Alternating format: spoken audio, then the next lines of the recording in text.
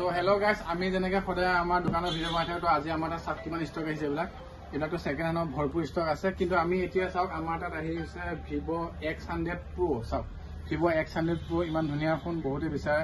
16 আৰু 512 GB X100 Pro কাৰোবাক লাগে যদি নিব পাৰিব। তো আমাৰ ইয়াত ফাইনেন্সো কৰা হয়। আমাৰ চিভিল স্ক'ৰ ভাল থাকিলে আমি কম টকাত ফাইনেন্স কৰি দি দিম। তো আমাৰ এনেকুৱা কি যে বাজাজ ফাইনেন্স কৰা হয় বা চেমচাঙৰ ফাইনেন্স কৰা হয়, চ'লাৰৰ ফাইনেন্স কৰা হয়। তো কোনোবা ফাইনেন্সৰ ফোন ল'ব বিচাৰে, তো আমাৰ তাত চাওক কিমান ফোন আছে। চব ফোনৰ ফাইনেন্স হৈ যায়।